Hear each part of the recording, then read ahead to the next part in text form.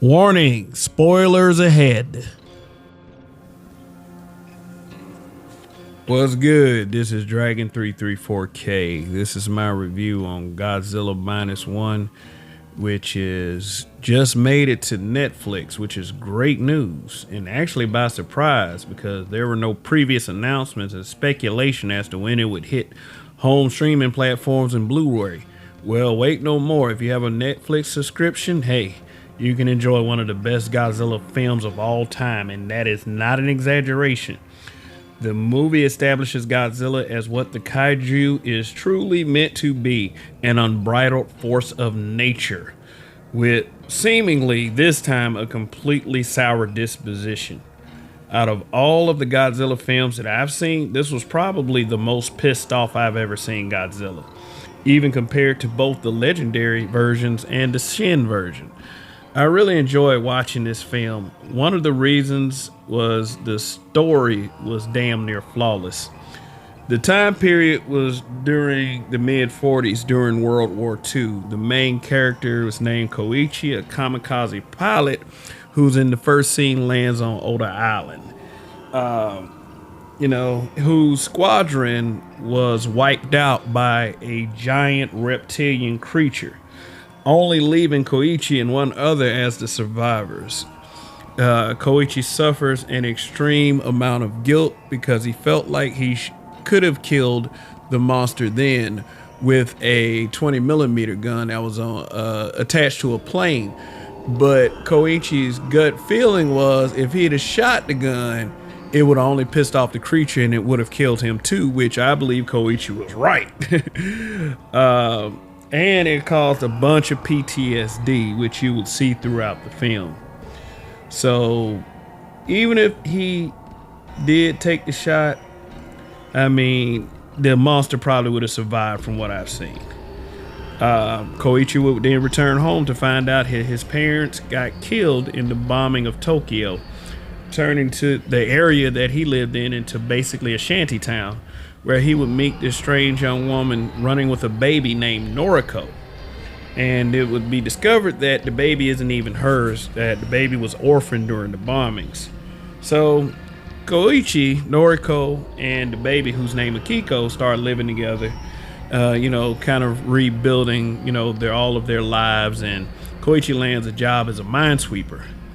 Meanwhile, there's nuclear testing going on, which mutates the Godzilla creature on Oda Island into 3 to 4 times its size, making it bigger and giving it a couple of new abilities, such as an incredible healing factor and one of the most powerful depictions of the atomic breath seen in any of the previous Godzilla films. Key scenes in this film was, the attack on Ola Island. The scene where Godzilla was chasing the boat, which I'm sure a couple of those guys probably crapped their pants because Godzilla looked very angry chasing that boat. Then Godzilla was attacked by a warship, which was the first depiction of the atomic breath, completely annihilating the warship, killing everyone on board. The city attack scene where Godzilla was just destroying buildings, stepping on scared people, running away from him. And when he was attacked by tanks, he unleashed another atomic breath, which basically looked like a nuclear warhead going off, destroying much of the city, killing thousands, and also resulting in the apparent death of Noriko, which brought Koichi to feelings, making his nightmares come true and wanting revenge. And the final scene where the kaiju was finally taken down and destroyed. So this, for me, is how you do a Godzilla film. The perfect mix of kaiju action and a story with emotional weight. One of the very key elements was the relationship between Koichi and Noriko, and how everyone in the film was dealing with the destruction wrought by not only war, but the monster itself. The perfect display of the power of the human spirit to triumph over the most impossible odds. And most importantly, Godzilla. I would recommend this film for people who love great cinema, fans of Godzilla, and monster films altogether.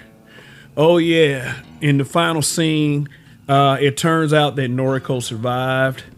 But guess what else survived? A piece of Godzilla, which started to regenerate, sinking into the water at the end of the film. Too pissed off to die, I guess.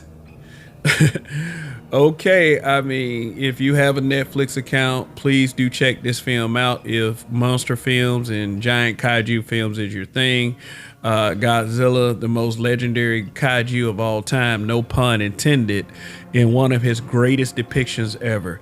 It was a very fun watch, and I will probably watch this movie a few more times.